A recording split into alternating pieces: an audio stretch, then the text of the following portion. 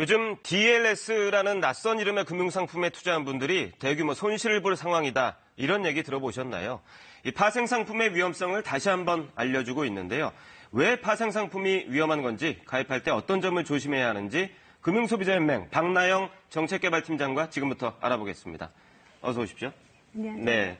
일단 이번에 문제가 된 DLS, 이름도 참 낯선데 이게 어떤 상품인지부터 설명해 주시죠. 예, DLS라는 거는 한국어로 파생결합증권이라고 합니다. 네. 그래서 파생결합증권은 이자율, 환율, 그리고 금원유 같은 실물 자산, 그리고 신용 위험 등의 변동과 연결해서 미리 네. 정하여진 방법에 따라 이익이 나는 증권을 말합니다. 네. 그래서 예를 들면 금 가격이 올해 10만 원에서 20만 원 사이로 예상이 된다라고 했을 때 네. 10만에서 20만 원 사이인 경우에는 이자를 지급을 하고 그것보다 예상과 달리 30만 원이 됐을 때는 네. 손실이 날 수 있는 그런 구조의 상품입니다. 그렇군요. 네. 이 말씀하신 대로 문제가 된 상품을 보면 이게 상품 구조가 좀 특이하더라고요. 금리가 높아지는 건 아무리 높아져도 상관이 없고 그러면 3에서 5% 정도 연 수익을 얻고요. 만약에 대신 떨어지게 되면 원금 손실을 감수해야 한다는 이런 설계로 돼 있던데 네. 이런 설계에 문제는 없는 건가요?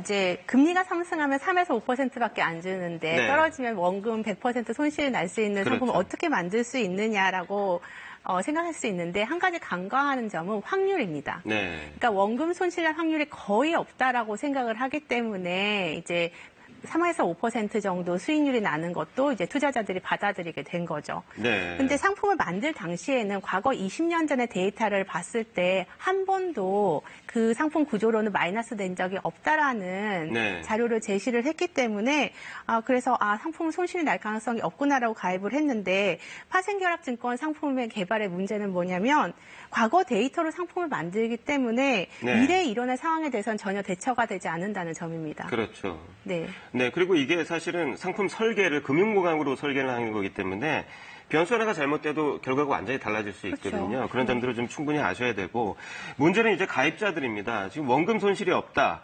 이렇게 원금 손실이 크게 나는 줄 몰랐다.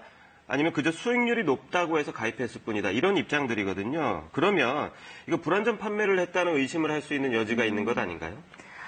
근데 확률을 토대로 상품을 만들었기 때문에 만들 당시에 원금 손실이 날 확률이 극히 낮은 것은 그 당시로서는 사실이었어요. 네. 그런데 그 부분을 강조를 해서 설명을 하다 보면 네. 위험은 낮고 수익률이 좋은 상품이라고 이제 설명하게 되는 경우가 높거든요. 그렇다고 네. 해서 은행원들이 100% 원금 보장이라고 팔지는 않았기 때문에 그리고 또 원금 손실에 대해서 상품 구조를 보여주는 그래프에도 네. 원금 손실날 부분이 표현이 되어 있기 때문에 돼 있군요. 그 수익률이 내려갈 수 있다는 걸 다 보여줘서 이거를 갖다 100% 불안전 판매라고 단정 짓기는 어렵습니다. 네. 문제는 판매자와 투자자 간의 커뮤니케이션에 좀 문제가 있을 수가 있는데요. 네. 판매자들도 은행에서 만든 상품이고 이것이 이제 고객한테 도움이 될 거라고 생각을 해서 권유를 하는 것이기 때문에 확신을 가지고 얘기를 하게 되거든요. 네. 그런 문제가 있고 투자자들 같은 경우는 은행원을 100% 신뢰를 하기 때문에 은행원 말만 믿고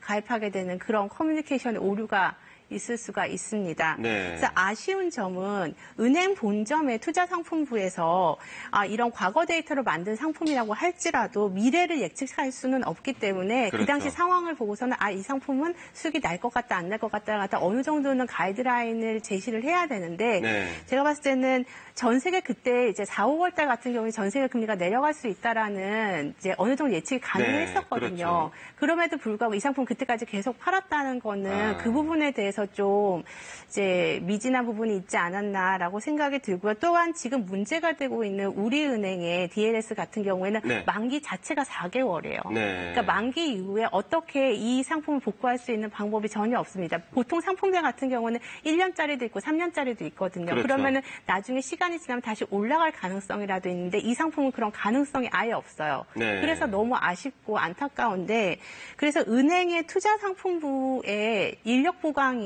절실하다고 생각을 하고요. 네. 그리고 단기간에 수익이 나는 상품을 만든다는 게 얼마나 위험한 일인지에 대해서도 은행과 이제 투자자 모두 인식을 하셨으면 좋겠습니다. 그렇죠. 사실은 이런 파생상품은 만든 사람 외에 다른 사람들은 정확한 구조를 모르기 때문에 네. 더 위험성이 큰 부분이고 그러면 이게 불안전 판매라는 부분이 있다면 피해를 본 투자자들이 혹시 배상을 받을 길이 있을까요?